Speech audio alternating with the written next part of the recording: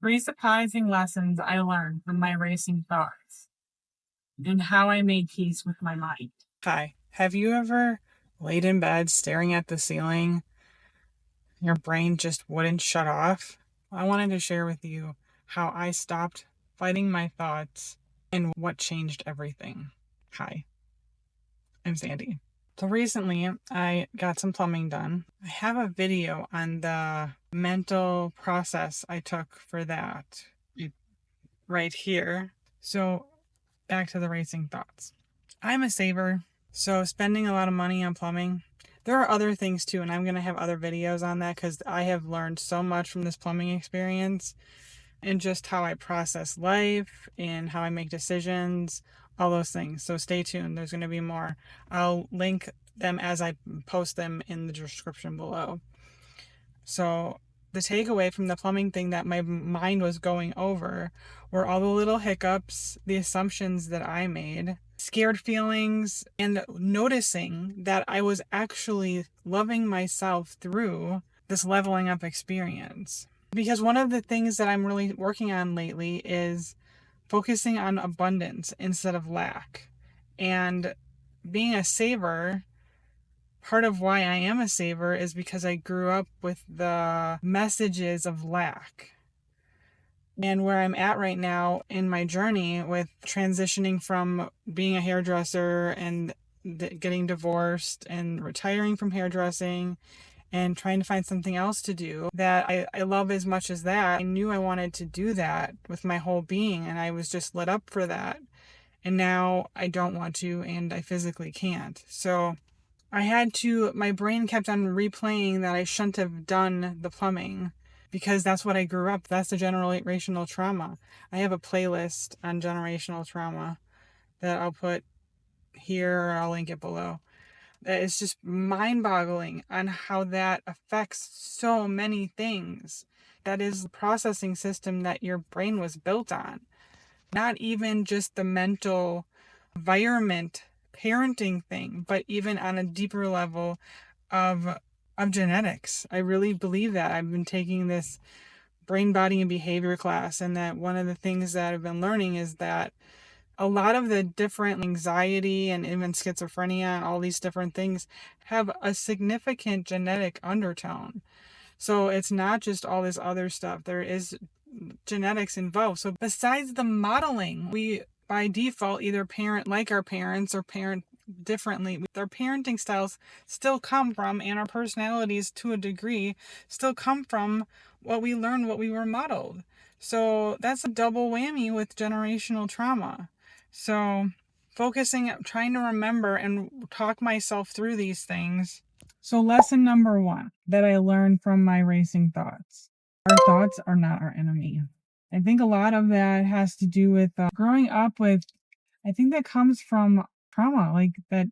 I'm sure there's other things that are coping skills. I think it's basically a coping skill at that point.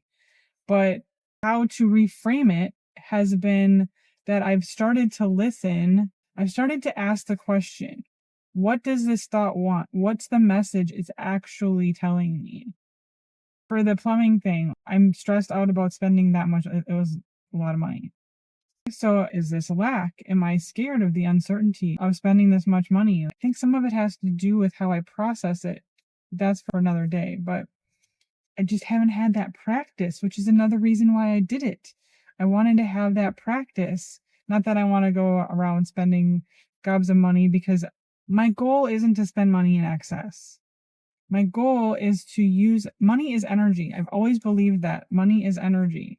So hoarding money is blocking energy, and just giving away willy-nilly, there's no healthy balance in that either. So I want to be able to live life abundantly. So in order to do that, I have to be able to spend money without having, I don't want to say spend money without having all these mental gymnastics, but it would be nice to not have some of these mental gymnastics. I just ask the question while the thoughts are just going by. I'm like, what is this about? Is there a theme? The theme I'm getting lately is assumption and not zipping my mouth. Lesson number 2, love over control. This one's my favorite. I have another video that when I was just mind blown about how growing up with a narcissist, that every little thing would be blamed on me. And I didn't know that until recently, and that's what the video is about. I didn't see it that way, but it was eye-opening, and that's why I made the video. But so back to the narcissist thing.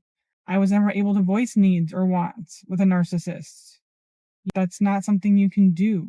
And when they're trying to control your whole environment and you grow up that way, you have no autonomy at all whatsoever.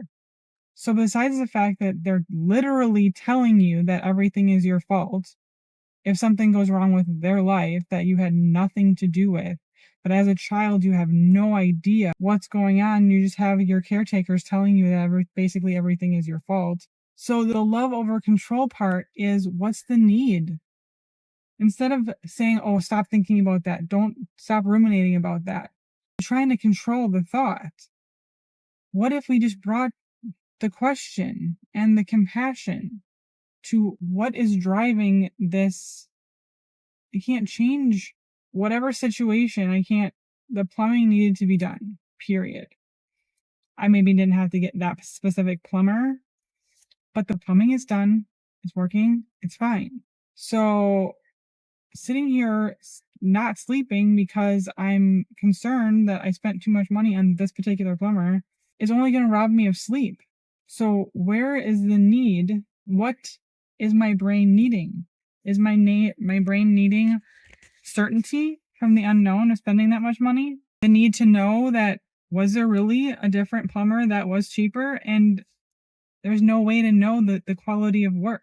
Does the thought just need to be said? And then we can just be like, does it just need compassion? Lesson number 3, befriending the body feelings. Body feelings are one of the things that I have ignored up until this point, have ignored more than I automatically have ignored because I had to. I had to learn to do that. So that's what's been so tricky lately is I've gotten so good at ignoring the body feelings and really sitting with them because I had to survive. So really befriending them instead of getting unnecessarily scared of them. But the one thing I have noticed lately is when I get stressed, I stop eating. I don't eat as much or drink water. So obviously, if you're dehydrated and hungry, your body's not going to feel so great and you're not going to be able to process information as well. So that's the thing I've been giggling at myself about, is all of a sudden I feel really nauseous and dizzy and I'm like, when did I eat last? Let's eat something first and then we can go from there. The other thing that's also my favorite question to ask when I'm having body feelings: what can I do? I can make something to eat. Or if the racing thoughts are just going and going and going, and the anxiety sometimes that's the body feeling that I most have, and or fast anxious energy. Those are some of the body feelings that I'm talking about. They can be other body feelings, but those are the ones that come to mind. I'll just ask, what can I do? Can I go for a walk? Do I need to eat something? Or what can I do? Is there something specific that I had to call the plumber back for something? Avoiding calling them, which I would have done in the past, would have just made that feeling ruminate longer, and then I would feel sicker, and not that I wanted to call them at all, and then put it off, and then this was a whole mind game. So what can I do? I can call the plumber and it be done. So what can I do to either not ignore the body feeling? How can I work through it? So to recap, how I made peace with my mind was I asked myself 3 questions. What does my brain want? What theme? What is it looking to accomplish? What does it need? Is there something I need? Do I need food? Do I need to make that phone call? What can I do? Can I just sit with that thought? Do I just need to sit in that feeling? So comment below, what keeps you up at night? What racing thoughts just keep ruminating for you? Otherwise, if you asking yourself one of these questions, try it, see if it works. Then tell me what happened. I want to know. See you later.